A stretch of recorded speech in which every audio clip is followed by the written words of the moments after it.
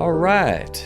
Good evening, good afternoon, or good morning to Through a Therapist's Eyes. I am Chris Gazdick. He is Craig Graves. I am a mental health and substance abuse therapist. He is a coach. I have a book available soon, Rediscovering Emotions and Becoming Your Best Self. And Craig, as an unbeatable mind, is up, running, and willing to work with you. Find him at, get this, Craig, I wrote it down, man. Proud of me? Yeah. wininyourmind.com. I know you've been working on that site. Is it up and running and looking fresh and sharp? Yeah, it's looking good. It's ready to go. All right, Yeah. man. Congratulations on that. No, thank you. We welcome you to Through a Therapist's Eyes, the podcast, seeing the world through the lens of a therapist and a coach. Being aware this is not the delivery of therapy services in any way. Check out the website. What is it, Mr. Graves? ThroughATherapistEyes.com. Where you can get full show transcriptions, categories where you can easily find shows of like-minded topic. I think we got like 10, 15 shows on pretty much the topics that we cover. It's a really good, it's becoming a nice, well-breathed platform to be able to get good information, put 10 hours in on those shows on a particular topic, and I think you're going to be pretty well informed. Yeah, I agree. I think it's a pretty good catalog. Yeah. Got other things on there that I think that you'll enjoy. Newest developing, Mr. Neal, is that on there yet, the books, or where are we at with that?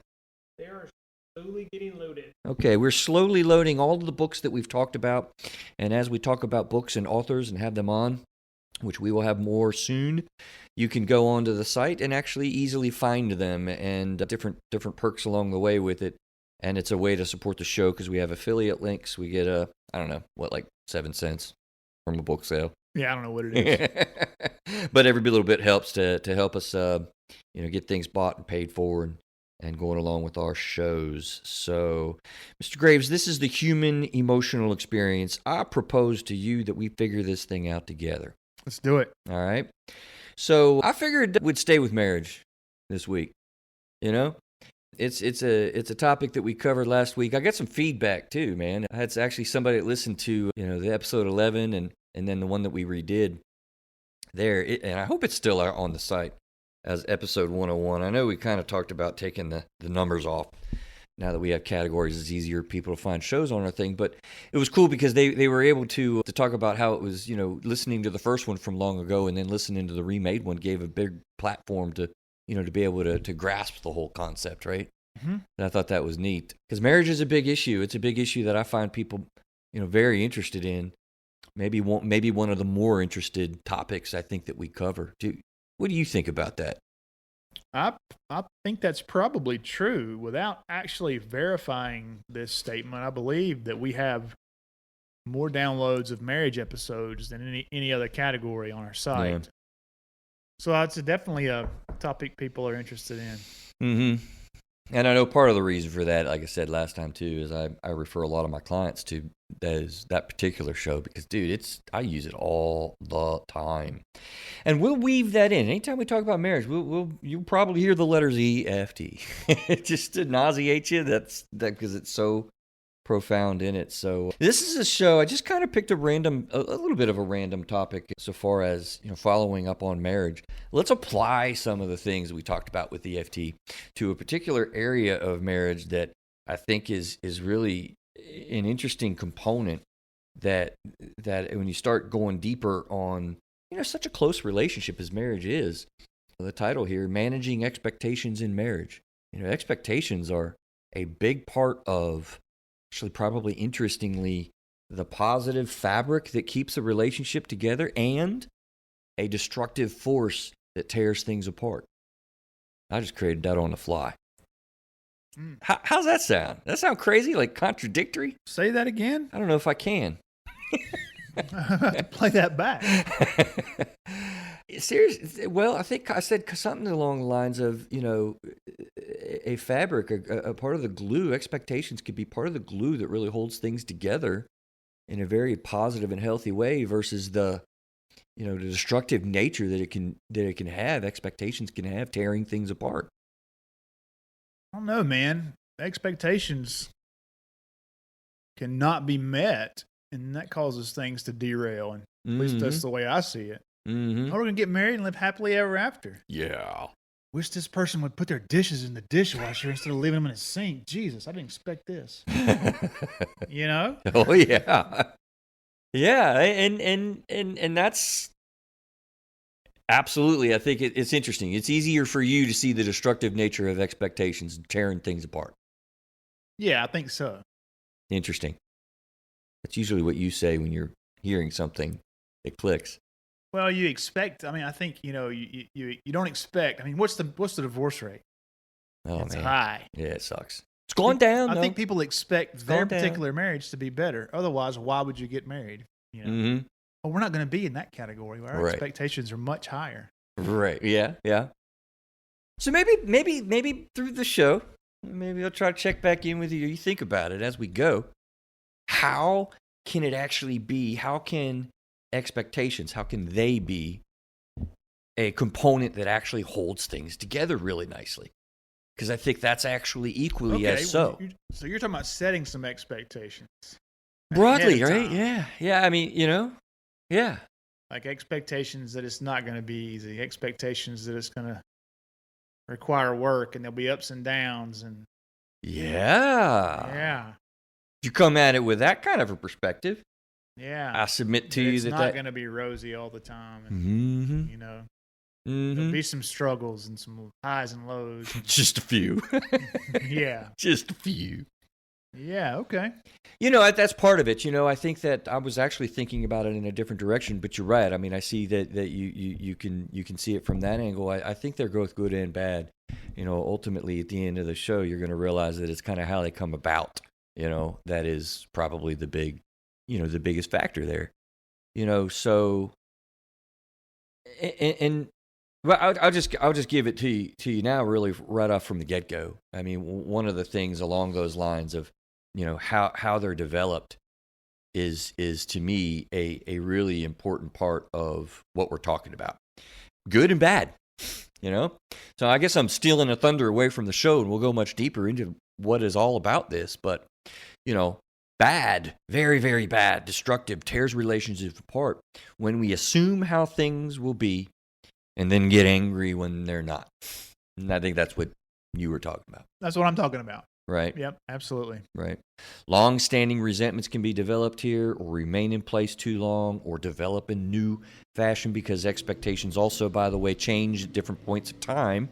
With the marriage, and long-term marriage is very different than in the beginning. Right. Right. So bad, terribly destructive when we assume how things are going to be, and then we get angry when they're not. Good when we reach agreements or establish norms of longer standing behavior. That's actually very good expectations to have. If you have Sunday meals together every week for about 3 years, and you're on the, what would that be, 30, how many weeks is there? 52 weeks. So we got 157th week. You would expect to have a Sunday meal together, right? Mm-hmm. That's what I mean by norms. So when you have a very normal reality, that is what you can expect. Those expectations are very helpful because it holds us together. But also then agreements. I mean, if you're sitting here saying, this is what we want to do, well, I don't want to do that. Okay, well, what can we do differently? Okay, let's figure this out. Reference our conflict resolution show months ago, right? You go through a process and you come to an agreement. I expect that agreement is going to be followed. And that is an accountability thing between you and I. We have agreed, and that's an expectation. It's funny that you started out negative, because expectations, I think, carry a bad rap. They get a bad rap. And because it's pressure. What works out better, Craig? If you and I are going to make an agreement, we're going to go to the gym once a week and you're going to get my happy butt in shape, versus, nah, Craig, I'm good, man. I'm gonna do this, man. I'm doing this at home. When I get home from work, being by myself. Well, if you got accountability, you're gonna do much better. Right? Yeah. Oh yeah. Bottom line. No doubt. Expectations create accountability. Can we say that? Expectations create accountability. If there's shared expectations. Well, okay, again, good point. I'm assuming what you're saying is, in my mind, I'm going to get married and live happily ever after. in my mind, I'm going to get married, and I don't know, man. I don't want to sound sexist, but I just expect things to be one way in my own mind. But unless I share that with my partner and their shared expectations and understandings, and you might even say unless there's roles and responsibilities and maybe rules and kind of things like that put into place, then things can be bad. And that's kind of what I meant by when you said I was going into a negative place. You kind of caught my attention. But unless there's shared expectations, I think there's potential for things to go south. Tell you what just happened, Craig. As you were talking, I write down, and it's going to be in my book, my little blue book that I write quotes and thoughts and stuff from, and we have just created one together that will be in the marriage book. Oh, yeah? Yep. Yes, sir. What'd you write down? Shared expectations create accountability and hold things tightly together. Yeah. I think that's a good statement. So I expect some royalties from the marriage book. Absolutely not. I wrote it down, man. So that's where, that's ultimately where we're heading. And, I have a lot of deeper thoughts and stuff that we'll kick around back and forth here. But I mean, that's the in and out of it. This was some thoughts that I've had, a few years ago, working with couples and things and experiencing it myself. I mean, I've gotten in trouble, man, in my own head, having expectations that I didn't really have agreements, with. And by the way, this is with friends and other people kind of as well, You and I could have differences of thought of how things are going to happen, and you have an expectation to me, and I have a different expectation to you. We're in trouble. We're going to be fighting. That's right. That's right. That's true. So it happens in other relationships outside of marriage, but we share an interest, we share an agreement, and we hold each other accountable to doing a weekly podcast show. It's going to happen. Because if it doesn't happen, I'll be mad at you with sort of justified reason, or vice versa. Right? Yeah. So that's the long and short of it. But let's talk about what, definition, right? I like definitions and words and how we use them, what they mean. I think that's always an important thing. So, quote unquote, definition of an expectation, a strong belief that something will happen or be the case in the future, period.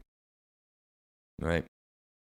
Now, everyone's probably heard, like, you're hitting on hard, right? When you get married and you have an expectation that this is what a wife does, this is what a husband does, that's an expectation that this is going to happen. And then it doesn't happen. And then you're just like screaming, So I think that's, it's probably not too hard. I mean, people generally know what an expectation is. Would you agree? It's not too tricky on this one. I would think so, hopefully. Yeah, not I do now. It's a strong belief that something will happen or be the case in the future. There you go. Where'd you get that? I just thought it up. This is an interesting thing. Let's do a little segment on what you would think also would be easy. People will probably hear this statement listening to the show thinking, oh, yeah, absolutely. I mean, who wouldn't? I do. Okay. Craig, do you know what your expectations are? For marriage? For this show. For marriage, yeah. For a friendship. Do you know what your expectations are very easily? I'm loading it, obviously saying I could probably, difficult. I could probably rattle off some stuff if we talked about a particular situation. If you put thought to it. Yeah. If you were asked. It wouldn't take too much time to think of my expectations about a given situation or scenario. I'm going to submit to you that there are times where you haven't thought about it, you haven't been asked, and I think that we're all in the same boat that we don't even know oftentimes what our expectations are. Maybe not, maybe not. But I think that, I don't know, maybe subconsciously we do. And there's, I think, a deep point, a deep thought. Yeah. It's not on my show prep notes, but, I don't think we really understand subconsciousness and how that really deeply works. I do. I reference it often because I thought it was really cool. Dr. Spickler's perspective on tacit learning. I mean, our brains know stuff, that we don't know our brain knows. I mean, that sounds crazy, doesn't it? Mm-hmm. It really that doesn't make sense. Yeah. I thought about Dr. Spickler today. Oh, did you? I was having a parent-teacher conference with my son's math teacher. Yeah. And he's in pre-calculus. And so the teacher says, sometimes it looks like, Jonathan gets a blank look in his eyes, like a deer in headlights look. And he said, kids don't understand. Sometimes they don't understand now. He said, but eventually they will. Yeah. He said, and it might be later on down the road. He said he had one person who came to him who was a student, and now his son's a student. And he said, Mr. So-and-so, why wasn't it this easy in high school? Math's changed. And the teacher said, yeah, the math has not changed. It's exactly the same. Yeah. But the guy got it now. Yeah. Anyway, that's off topic. But No, it's actually not off topic because I think that there's so much going on that level that we really, I used to say, like, how do you feel today? That's a simple question. But who sits there and really thinks about that? And I'll make this point to clients all the time in my office. I ask it and we talk about it and we put focus on it. If you don't put focus on it, to a certain extent, you probably don't even really know how you're feeling, And in a broader spectrum, then in much the same way, you're not really going to know what your expectations are from a relationship, from an event, from a person, or a situation. Because you don't think about it, but your brain knows. If I walk in your house and I heard your dog, I would have an expectation. I haven't thought about this till just now. I would have an expectation that dog is going to come up to me. He's going to greet me. I'm going to pet him, and he's going to be quiet after 5 minutes, and that's going to be kind of a nice experience. You'd be wrong at my house. Right? What's going to happen? She's going to bark for like 3 hours. Literally. Audience, literally. Even if we put her upstairs in one of the rooms. I've actually had some listeners tell me they've heard. Oh, yeah. Yeah, once, twice. Right. Yeah? Yeah. But I didn't know that I really even thought about what is my expectation going to be when I come and meet Craig's dog. Mm-hmm. I don't know. I think we all do have expectations about everything. Yeah. On a subconscious level. Yeah. I sent you a text. I expected a response. Wow. Perfect. Well, I did. It was I was washing dishes and cutting the grass. Well, I expected to get an answer back a lot sooner than that. Yep. Well, tough, pal. And based on can we say that based on your subconscious expectations that you haven't really thought about, you will deduce thoughts and meaning? Yeah. Right? Yeah. Now, that's dangerous. Yeah. You start getting emotional. If you think about it. You start getting triggered. It's a word. Yeah. It's a word. And then what happens when you get triggered in your marriage? Yeah, that begins to blow up. It's not pretty. It is not pretty. So, on the surface, you would think to say, oh, yeah, I know what I expect. I know what I want. There's a question. What do you want? I don't know. I just want to hang out. Right? Well, what do you mean? You want to hang out here at the house? You want to hang out at a restaurant? You want to hang out in a club? You want to hang out at your parents? You want to hang out at my parents? You want to hang out what? I don't know. Can we just relax? Great. Go with it, Craig. How are you going to relax? You want to relax? What are we going to do? What do you mean? In an expectation, in a conversation with your wife, right? You're going to relax it, in the yard. You're going to want to relax listening to music. Do you want to relax watching TV? Do you want to what do you want? Right. Right down to so you want to go out to eat. Okay, well, what's the next question we go to? Where do you want to go eat? Right? I don't know. Where do you want to go eat? Yeah. What's your expectation here? Do you want Chinese? Do you want pizza? Do you want something quick? Do you want something slow? Do you want something expensive? Do you want something cheap? I don't know. I don't care. Whatever you want. Right? Whatever you want to. But what's happening is there's a subconscious reality in all those little mock situations, right? Where you kind of do know. And there are people that have great problems, serious problems, with saying what they want. Simply, generally, don't do it. Why do you think that is, man? And do some people do? Some people say, I want steak. Oh, yeah. Well, the easy answer is we can weave EFT into that, actually. It's a good question. Which one do you think is more likely to tell the other what they want? The abandonment person is probably likely to say, I don't care. Whatever you want. Yeah. And the engulfment person probably says, I want steak and interesting. Why do you think that way? Steak and a beer. What What gears your brain that way? I think the abandonment person's probably more of a pleaser, if you will. You know, they don't want there to be any conflict or any strife. They just want to make things to be happy and the other person to be happy, maybe. I don't know. It's Is that where you're headed? It isn't, but let's stay here for a minute, because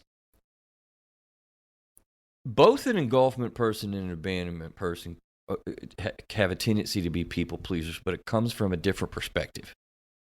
I'm going to be a people pleaser because I don't want to receive too much attention, because I know that's going to be criticism of me and control. So which one is that? That's the engulfment person, right? All right. I'm going to be a people pleaser because I want to make sure this person's happy, because if they're happy, then we're together and we're well. And I'm going to race around trying to make that be. Yeah. They're not going to leave me if I let them eat what they want. Right. Right? Yeah. So we all run around trying to be people pleasers, but from very different perspectives. Now, when it comes to stating an opinion or stating a desire, actually saying what you want, one person, the engulfment or abandonment person, tends to be externalized, because if you know and we can get, then we're together and that's great. One person tends to be internalized. So I'm going to kind of remain distant and aloof and a little bit safe, being, not taking a risk of putting it out there. Which one is which? You got me there. I don't know. Well, if I'm going to be aloof and not put something out there and be kind of hidden and well, that's going to be the engulfment. Put a wall up, right? Yeah. So I'm not going to tell you anything. Right. Okay. Right? I think I'm following a little bit. Yeah. And then so if I want to put something out there, and make sure so that we can be on the same page, I'm going to be coming at that from an abandonment perspective, because, oh my God, we got to do something. We got to be together. So let me tell you what I think we can do. That's interesting. Right? Yeah. So it's not always the case, and this is we just went through a little interaction that goes kind of deep into the processes that go on, and this is where people can get really confused when they say, "Well, I do both," right? But if you look at the subconsciousness of it, almost, just to use that word, when you look at the foundational underlyings that happen in these regular daily interactions in a marriage, you'll begin to see, the primary insecurities that play out. And that is generally, an engulfment person is not even going to be expressing, and oftentimes so much so that they don't know what they want. They're not good at answering that question. So the engulfment person is more likely to say whatever you want. Funny, right? The abandonment person will say that as well, but for different reasons. See, I say that. Right. I don't care. What do you want to eat? Right. You know? And if you said pizza or pasta or something like that, I'd say, nah, I don't want that, because that's just not what I eat. But if you stayed within a certain amount of, some certain categories where I could eat, because I'm kind of a particular eater, then I really don't care. Yeah. Unless I'm really craving something, which doesn't happen that often, it doesn't matter to me, And we all do that. That's that's kind of a universal thing. What's not as universal is being able to decipher it. When you really got to make a decision, when you really got to make a call, it can be hard for all of us to really say the answer to the question, what do you want? Because there's a risk when you put it out there, and we all struggle taking a risk by putting something out there. But when you're shut down and walling off and creating distance, you're going to be less likely to do that. When you're pursuing, trying to get close, trying to engage, then you're going to put something out there. More likely. Okay. That's the tendency. So could you take that further and say that a particular abandonment or engulfment is more indecisive in general, or is that a different trait? Because, like they say, the biggest killer of business is indecisiveness. Yeah. And, that's interesting. The biggest cause of failure is indecision and stuff like that. I've never thought of that. You're asking, is indecision a part of the foundations that we find in this? I'd really have to think about that more. That's a pretty good question, really. And my first impression, my gut feeling there is that no, it's not really related to those two insecurities, one or the other. But But I say that, and I in the 5, 6 years, 7 years I've been kind of playing around with this emotion focused therapy stuff. It's thoughts like that bump into my head, and then I think about them and I kind of work them around, and I begin to see those patterns in couples. So that's actually a bit of a new one. I think it's a really excellent question. Does indecision equate one way or the other a little bit? Yeah, I'll think about it. I'll think about it. But knowing your expectations, going back to that, so much of a concern to me is that when someone is not really self-aware and doesn't even know what they are. I think we've made that point. Like it's a big deal. Here's letter B in this little segment of, do you know your expectations? Well, you know what, Craig? I've always downplayed the gender roles. You ever hear anybody talk about gender roles in a marriage? Gender roles. Yeah. Yeah. Oh, yeah. What are the norms for the genders? Well, I mean, I guess you went back to the 50s, the man works and, comes home and the wife's got dinner ready. She's taking care of the kids. Yeah. And, that's kind of where you're going with that, right? The man's got to drive the car. Yeah. Man drives the car, woman cooks the food. She cleans. Yeah. He cuts the grass. Changes the diapers. Yeah. Yeah. All those gender norms and stuff, man, I've never really put a lot of weight in, and there's been books written about that stuff. I know there have. There's been a lot of material created around the idea of gender norms, and I've never really read a book or come across something that was really purporting strong gender norms and thought, wow, bam, boom, there it is. That explains a lot. I haven't heard that, because there's a lot of, the gender norms for men and women would be, men are going to be engulfment based and women are going to be abandonment based. I'm telling you, it doesn't even come close to what I see. I think the abandonment and engulfment are different than the gender roles you're talking about.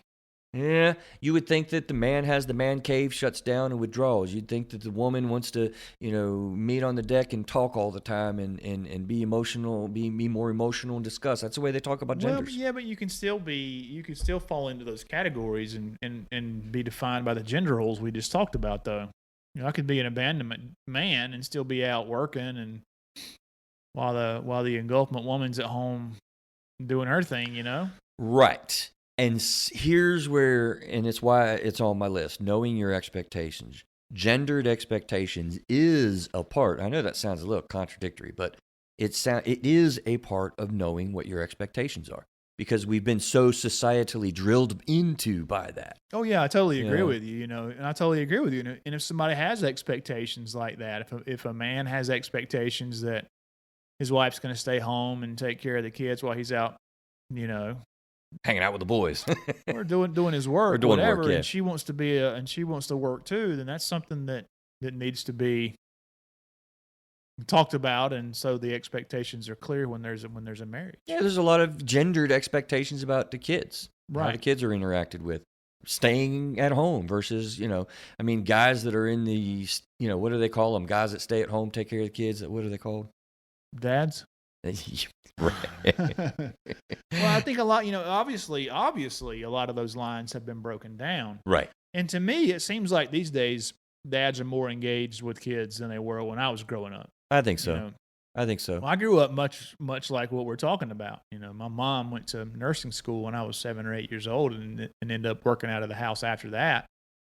But up until that point, she was home, and my dad, worked, and my dad would come home, and my dinner would be ready. And he would eat dinner. Sometimes he and I'd go outside and have a game of catch. Sometimes not. He'd sit and read his paper, and he'd watch the 6 o'clock news, maybe a show or two, and go to bed and get up and do it again the next day. And, for me now, it's like, and my dad was probably at all my baseball games. I don't miss any events. I'm going to school and having lunch with my kids. I'm at every event they have. I'm changing baby diapers, and I did all that stuff, and a lot of dads do that. I got so good at changing diapers, I wouldn't miss a play in the football game. Yeah. Well, right. Yeah. But in looking back, I think a lot of the men that I knew as a child acted just like my dad did. Mm-hmm. Yeah, and I think we have been able to kind of break that down here. I didn't expect to spend so much time on this, but that's fine. I think my big reservation, and particularly why I get frustrated when I hear people kind of go marriage, gender, and that's where they stay. It destroys people to be able to pursue their emotional security with the abandonment engulfment tendencies. I mean, it blocks men from being emotional when they're in the abandonment role because you feel like a wimp. You feel like a jerk, you know. You just feel like you're not manly being emotional. And women, consequently, when they're in the engulfment role, feel like they can't, like want the she shed. They can't want to get away. They're supposed to be like, the comforting, caretaking wife, and they don't feel that way.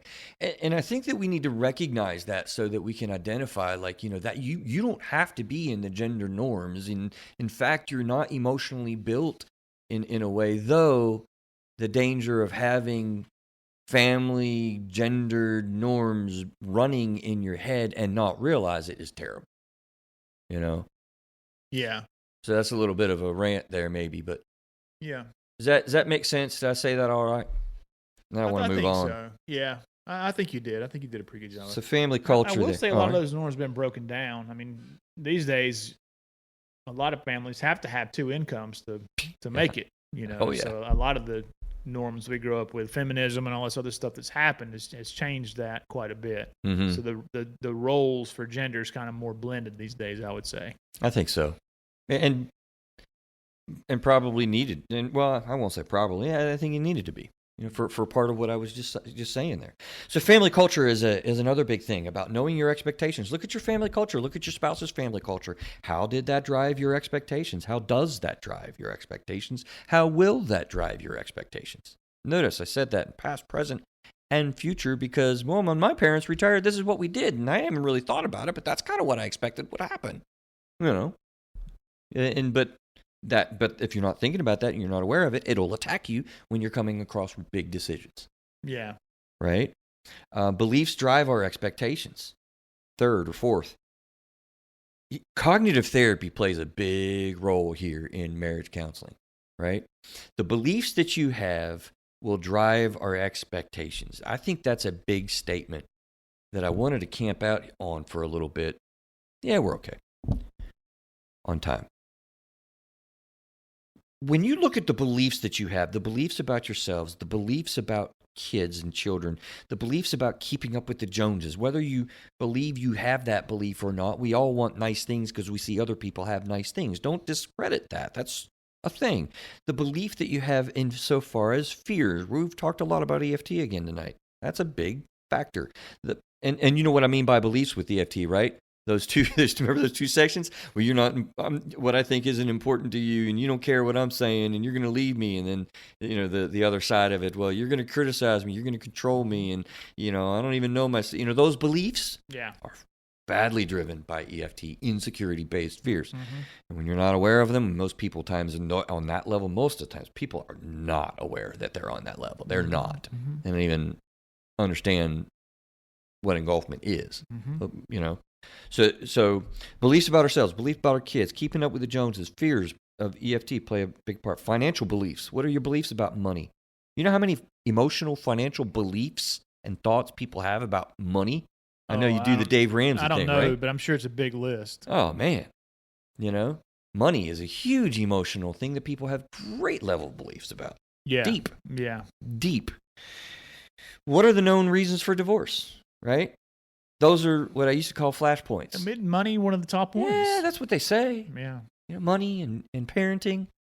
I think of what do I think? The big four, money, parenting, family, in-laws, and, family culture, differing on those things. The big four of divorce, is that what it's called?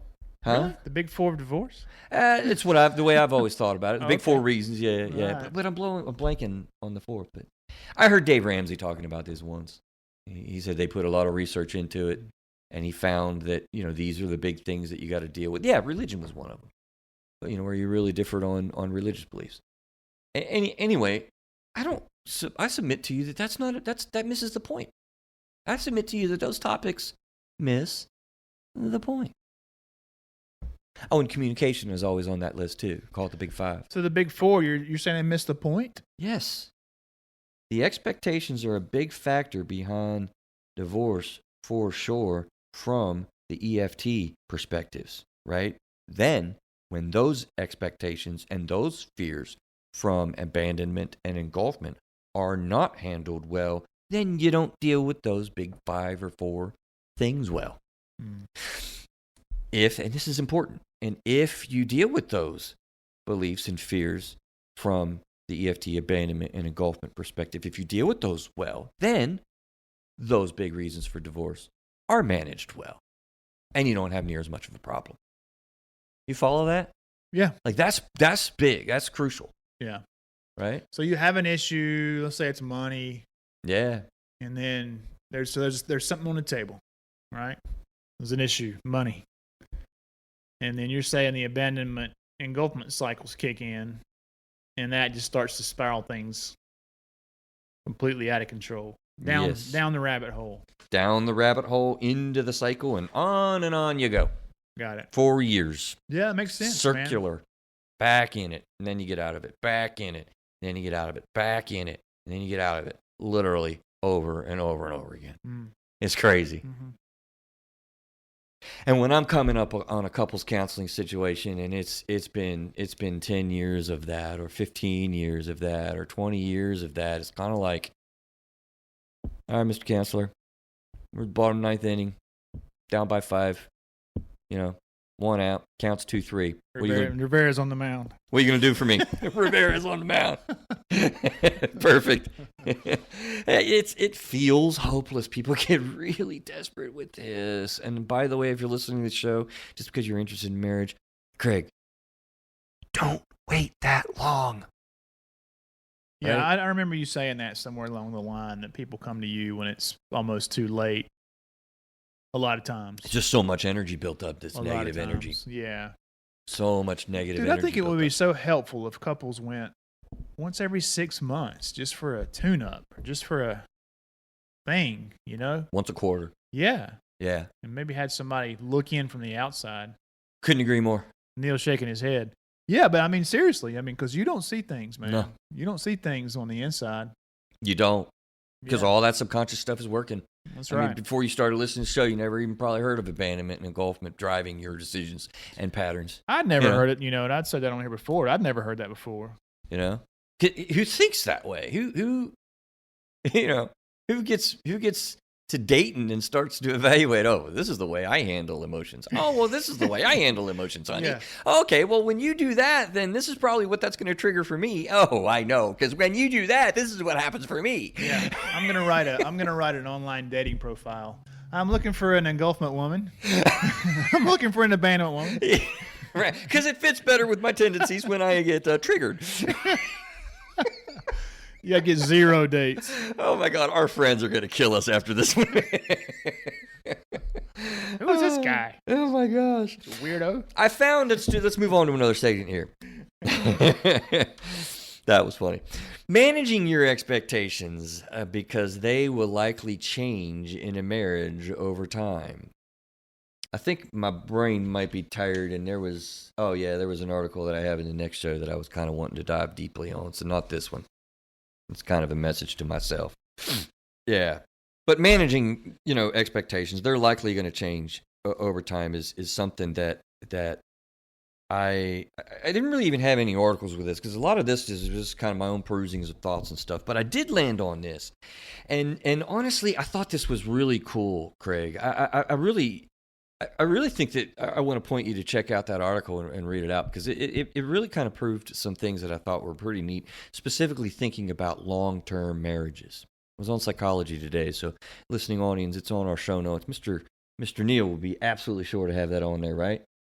He just slowly nods and says, like, of course, Chris. It's what we always do. Their big point seems to be, how they change early in marriage and in long-term marriages. So that's not too, brain-shattering. But if you really think about that, this actually contradicts a little bit with what I just said about long-term norms, right? We have a long-term norm, Craig. This is the way we've done it for 10 years. And now we've gone through a 2-year period, and it's and I'm looking at year 13. Now I'm ticked off because I want those first 10 years the way it was. Mm-hmm. Right? So, wow. You better pack some flexibility into your life and into your core self if you're going to be married for a long time, like you said, I do forever. Because that's hard.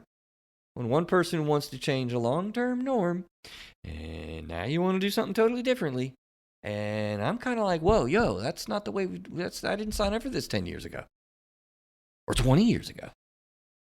How do you handle that? Mm-hmm. Right? Mm-hmm. I have an expectation here that's 15 years long, and you're telling me what? Do you think of an example? I don't think no, because I want to move on to some healthy expectations before we run out of time, but I don't know. Can you? I mean, I thought maybe you had experienced something in your office that you might be able to pull out real quick. Religion is something that pops in my mind. Okay, so yeah, maybe we'll go with that. Okay, yeah. Look, we have a 10-year norm of an expectation that we are participatory in church. We go 2 times a month or 3 times a month, and we've kind of always done that. Now you're like, I've noticed you kind of start slipping. You're not really down with that. Yeah. Now I'm a year later and say, wait a minute, dude, we've gone to church like 10 times together this year. What are we doing? Or vice versa. Right. Yeah. Or vice versa. Right. There was a guy, his name's Lee Strobel, and he wrote a book called The Case for Christ. And he was a legal editor of Chicago Tribune. And his wife came home and told him that she had gotten saved by Jesus. And he's like, what? This is not what I signed up for. They were basically atheists before this moment. And so, his expectations of whatever they were doing was working for him. And he's like, oh, great. And I'm not going to tell you the rest of the story. You can go look it up. But that's an example the other way. Right. No, that's perfect. And it's a big part of when you get people that, here we go, we're quote unquote not communicating well. I hear that all the time. Session number 1 with a couple, right? I mean, it's like a staple standpoint, stand by. That's the issue. Hope you're beginning to figure out that that's not the issue. But those expectations changing when you kind of needle down into the issues and you kind of see some of these things and you think about them in that way, then you kind of get to that either the vice versa kind of thing. Yeah. It plays out, and it doesn't play out pretty. Right. It doesn't play out pretty. So here's another thing that this article talked about: managing your expectations, right? Having them be too high. That's weird. It's interesting. In fact, I wrote interesting point on the show prep here, right? Like, having your expectations be too high. High expectations are good, we're always taught. I have high expectations for you, son. Right? You're gonna work here. We're high performers. We work hard. Aren't high expectations good? They can be. Right? But when they're not met, and it can cause an issue if you're not flexible. All you abandonment folks out there, we have a tendency to put on a pedestal the person that we're married with, and there is incredible pressure on that. Yeah. I've done that. I've done that. And it feels hopeless. It's like, dude, I can't measure that. And that's when expectations seem so daunting, so overwhelming. I think high expectations are good, but you have to be open to the fact that they might not be met. Yeah. And you got to deal with that accordingly. Yes. Yeah. It has to be managed. We're on a segment here of managing your expectations. Find a sweet spot, right? Be realistic is what we're looking for. Now, another point that they made that I was thinking about here with expectations and managing them. Lots of long-term marriages they wrote about. Marriages. You said long-term marriages. Oh, did I? Yeah. Marriages become less emotionally driven, more like a partnership. They cite research that indicates that satisfaction tends to decline, right? They mention, and that made me think of you remember if I've ever referred to the biology of love, right? Yeah. Have I heard you say that? I think so. It was very early on in the show. I talk about it often, though. The pheromones and the hormones are all fired up, and that's a beautiful little girl there, boy. I can't wait to get with her. Oh, that guy's so hot. This is awesome. Your pheromones are kicking. It's awesome. You know? I talked to a therapist about that particular thing once. He told me it lasts about 2 years. It's gone in 2 years. Yeah. Starts to decrease at 6 months. And then reality sets in, right? Right. And all the little stuff you thought was cute annoys the hell out of Absolutely. you. Absolutely. It turns against you because your pheromones are gone. Your hormones are like not helpful. I guess you could say we're geared to have a new sex partner every 2 years is the joke I always like to make. That, I've heard that before too. Yeah. Yeah. So, but I thought that was really neat. Long-term marriages become less emotionally driven, more like a partnership, and they cite research that indicates that satisfaction tends to decline. And then I thought of the biology of love. For all of you that have been married out there for, 15, 20 years and stuff, and you're kind of getting to like, what are we doing? There's some things that are, that are almost working against you if you're not managing it, right? For them, it came down to realism. I said that word a little bit ago. I must be on the same page a little bit. For them, it comes down to realism and flexibility in managing long-term or short-term expectations. I meant to say, let me say that again. In managing long-term relationships, when it comes to your expectations, strive for realism and flexibility. I think that's a pretty golden egg right there, right? And those are hard. Be realistic. When I'm panicked and I have to be close to you and we have to talk all the time. Or let's be realistic. When you're panicked and you have to get away, you have to drive away, you have to get into your soft, quiet, dark place by yourself or your bright place by yourself, right? That's hard to be realistic. Certainly hard to be flexible. I think we all know that. Case easily made. Fair. Right? Lastly, older couples tend to become comfortable with each other and have made the proper adjustments so that they can better equipped to handle the demands of marriage. And I think that's something that article was kind of focused on, long-term, relationships. And I really thought that was cool. Check that out. I really believe you'll like it. Yeah, I'll check it out, man. And then I'm not going to, a lot of my own thoughts as far as managing, expectations, I'm not going to spend a lot of time on because honestly, as much as we've talked about, the EFT patterns, I think that's what you got to be focused on to manage marital matters. That's simple. And that's a lot of what I do in individual therapy with people and marital therapy with people and with my own daggone self, which, by the way, I suck at it, right? Stuff is hard. It's not easy to kick into at all. You want bonus material, Mr. Graves? Suggestions of healthy expectations? No, you're going forward. Bonus material is not only knowing your own patterns, not only knowing your own foundations, how about understanding compassionately the patterns and the fears and the factors for your spouse? Well, hopefully you do. Hopefully you do that. Hard enough to understand your own. Yeah. And you're not in the other person's head. Yeah. To get it. But don't you think you could get that through some conversations about expectations before you got to that point? It's directly one of the goals of therapy, so obviously, yes, I do. But, boy, when I say that's hard to do, I've thought about this EFT stuff for a while, but Craig, it's kind of hard for me to understand the engulfment side of it. I just don't operate that way. I'm not that worried about you criticizing me. I don't like it. I'm not going to tolerate it. I might even run from it a little bit if I think there's a person that's going to be mean to me at work and criticize. I'm not going to work with them on a project. I mean, I get it, but I'm not that worried about you controlling me. I know I'm going to make my own decisions. I know that I do what I do well. I know what I do sucks. Sometimes I'm not totally aware, but I'm just not dialed into those fears. I don't understand how you can be so warped about it and so freaked out. I just told you what to do because I'm your boss. So you're going back to the understanding yes. engulfment abandonment, yes. not the expectations. Because the expectations come from a lot of that. Okay. Well, I think that's probably easy to define. Expectations. Yes, sort of.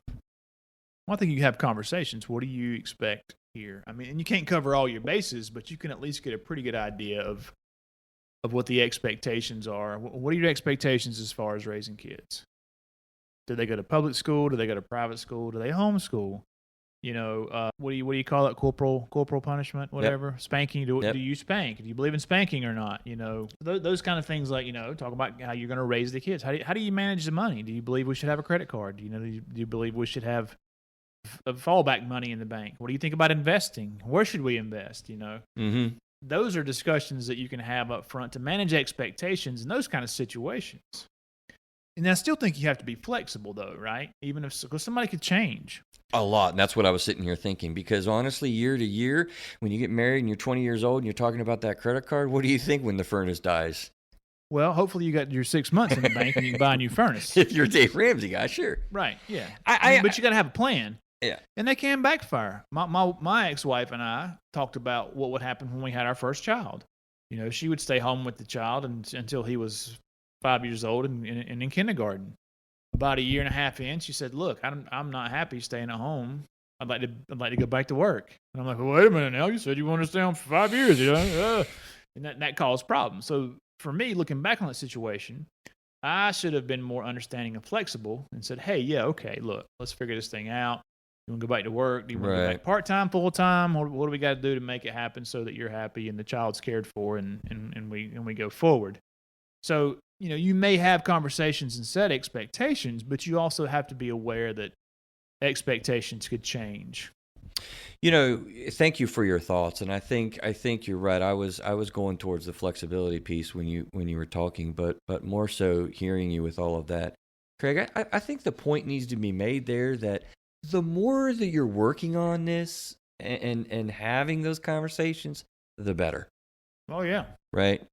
But again, when people are triggered, they don't want to really have conversations because it's usually just an argument. What do? Then you don't have expectation clarity because and that's why therapists will oftentimes focus on communication, and it's a mistake because if you're handling the emotions, if you're handling the underneath fears and beliefs and thoughts, particularly from an EFT perspective, then you'll have those conversations, and then you're totally right. Because you can talk about those things. So the point is here, big point is, the more you talk and connect on those expectations honestly, the better off you're going to be.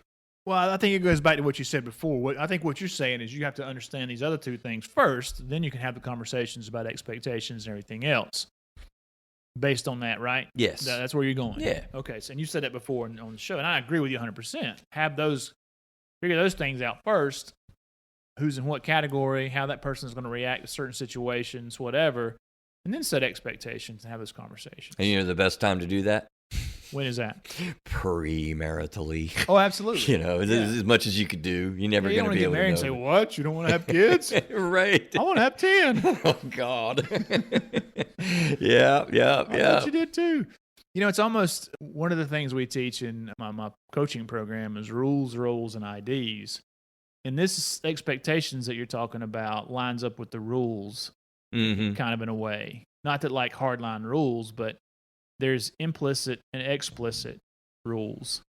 And, explicit are rules that we've actually talked about. Agreements. Perhaps even written them down. And implicit rules are things in our head that we expect that we haven't written down that our spouse may not expect. Right? Absolutely. Yeah. I think it's exactly the same thing.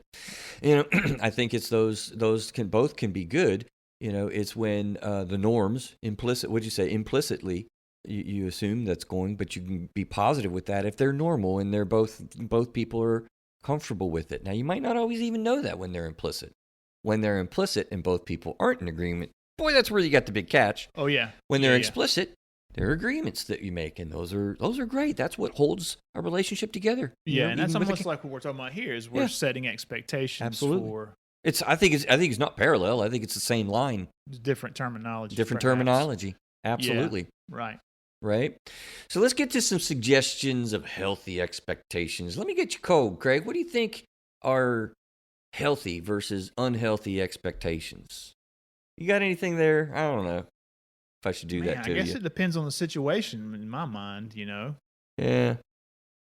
I guess this is just meant to be a little bit of a brainstorm or a thought on like, okay, Mr. Guys, because I get this question in therapy sometimes, what should we do?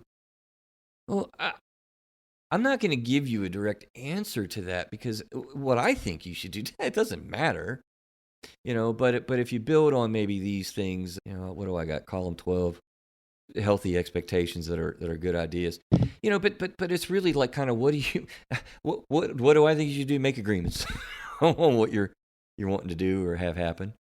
Make sure that norms that you develop are comfortable for both people, and then most importantly, manage your expectations in the ways that, we've talked about. I guess that's the way I should respond when I get that question next week at an initial marriage counseling therapy appointment, right? Yeah. So some suggestions though of brainstorming of healthy expectations, a general idea of, things that you might, think about talking about how you make agreements on. Monogamy. Should we start there? Yeah, it's a great place to start. Right. But then I wrote when I was working on this, I was like, well, maybe not. There are couples that have different agreements. I mean, open relationships is a very real thing. All jokes aside, there's a whole community of people, probably in most large cities like a large community of people that operate out of that. Yeah. I think I've heard that before too. Yeah. I don't have any personal experience with that, but I have heard that that's the case. Generally, it's not good. Yeah. And it doesn't end well. Yeah, right? I would expect that not to be a good thing. What did I do? I did A, B, C, and then I moved to ones. I don't know what I did there, but developing goals together is an idea that I was brainstorming. A new house, financial goals, raising kids. I think that we've talked about that a lot. I think you got to have that. Developing goals together. You have to be on the same page in a lot of cases. We keep falling back to the Dave Ramsey example, but if one person's trying to budget and save and the other person's out spending money, then that's you gotta have some common goals there. There's gotta be some common ground. I just remembered what I did. I started A, B, and C. See how I did that? And I was going to really spend some time thinking about what are my suggestions? What are my ideas? And I started struggling with it because I think of what I just described to you, right? Like I don't want to give direct suggestions. Like I want to give you the process in a counseling experience that you need to go through to figure out what you really kind of like together. Well, I think you could give suggestions on topics of things that you might talk about to set expectations, right? But maybe not say, you need to be monogamous and you need to save so much money and you need to do this with the kids, I mean, yeah, obviously, but I think that's fair. I don't want to put that. Well, let me read down, because what I did then, and the thing is, I popped this article and I thought, and it's reasonably quoted. It'll be in show notes as well. This is what they came up with. I think it was one of those catchy phrases, Craig, like the 12 expectations that are healthy. Great, I see a blog coming. Gosh, commitment in the marriage. Number 2, verbal affection. Number 3, compassion and empathy for each other's feelings. Now, hold up, what are you reading? What these are these? These are the articles, the articles' suggestions for healthy expectations in a marriage. Okay. Right? Having a commitment in the marriage. Having verbal affection. Having compassion and empathy for each other's feelings. Having respect for each other. Consideration for each other's differences. Spending quality time with each other. Right? Showing interests in each other and what each person is involved with. Physical closeness, hugging, holding hands, touching, and other simple gestures. Generosity, number 9, of thought, spirit, and action. Acknowledging, number 10, that there are other important people in each spouse's life. Number 11, making time and creating opportunities to have fun and laugh together. And our last one, open communication and sincere listening to each other. I don't know. I just read down through those and I'm kind of like, well, some of them are no-brainers. And I think what we run into trouble with specific suggestions of, hey, do this and you'll be well. I've given this suggestion out many times. Let's create a date night. I mean, who doesn't do that in a marriage counseling session at some point? You meet for any number of times. But let's look at which one was this? Okay, number 8, right? Physical closeness, hugging, holding hands, touching, and other simple gestures, that are vital to no matter what the couple's sex life is. That was like their quote in the article. Well, what about somebody who's got sensory defensiveness? and their engulfment style of interaction really makes them revolt, and they cannot stand to cuddle watching TV. That's not a good suggestion for that couple. Well, not to do it, but at least to have an understanding that that's the case. What do you mean? Well, if my wife doesn't like to do that because she's got this sensory thing, what'd you call it? Sensory defensiveness. That's where you tactile or taste Yeah, or something. I need to understand that and be empathetic and compassionate to her situation. Yeah. I mean, if we're setting expectations, and my expectation is I get to cuddle on the couch with my girl, and she's like got this sensory issue and she can't do that, then it'd be something to talk about, right? Yeah. Instead of just saying, "Don't touch me," get away from me. I think right. I think my Then I'm point. thinking, what? I think my point is should number 8 be on our list then? I think it should be. I think you had to discuss that. Well, there's lots of things to discuss, is what I'm making the point of, and I'm not so sure that we can list out in really. Well, I don't think you can list everything either. Probably, you know. But I mean, it's a hard thing to come up with specific suggestions for a couple because everybody is so different and the patterns are so different. True, but you could take a blueprint and let's say you left that one off, and then I wanted to watch a movie. Hey, babe, let's watch a movie. Okay. Well, why are you sitting over there? Yeah. Sit over here with me. No, I don't think so. Yeah. What do you mean? The next thing you know, it's, please sit with me. No, I need my space. Please sit with me. No, I need my space. And round she goes for years to come.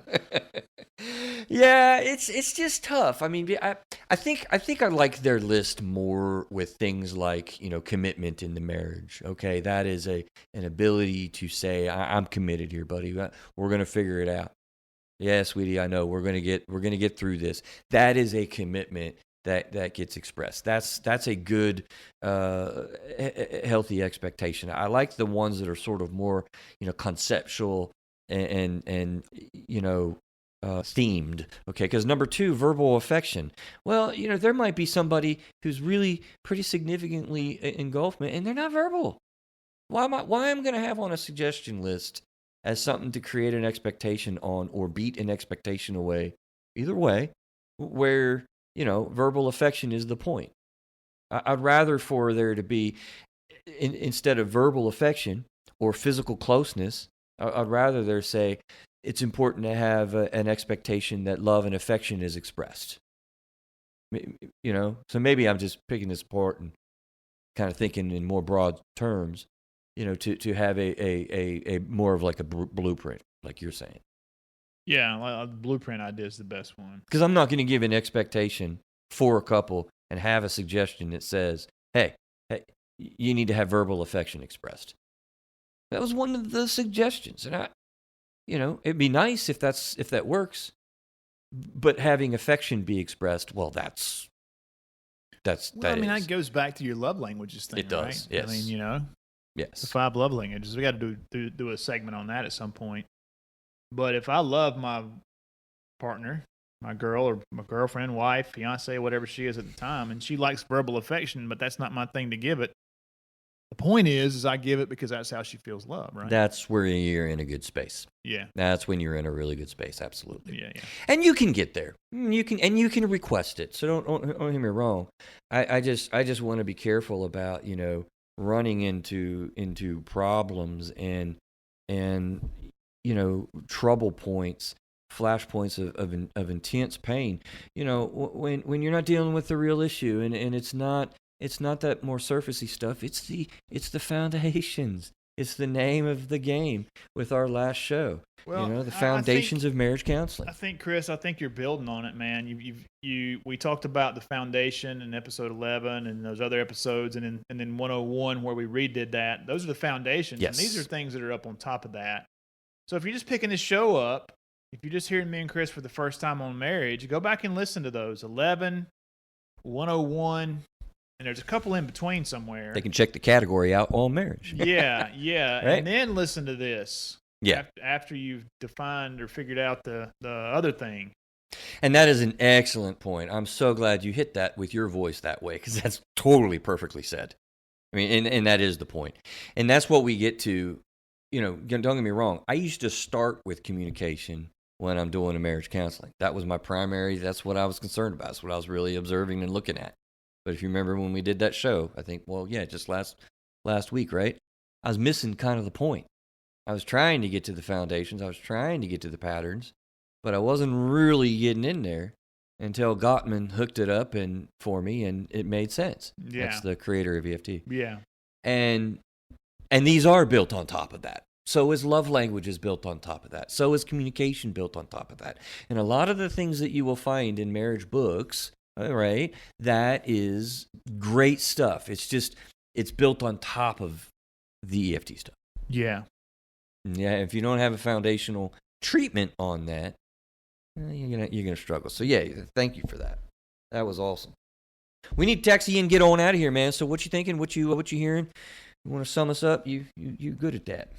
I think what I just said was a pretty good summary. The foundation, and then setting expectations, man. And I think it's awesome. I think that you should try to have a conversation and set expectations about everything that could possibly come up inside of your marriage. So when it does, then at least you've had some initial conversations about what that looks like to you, and there's kind of understanding for it.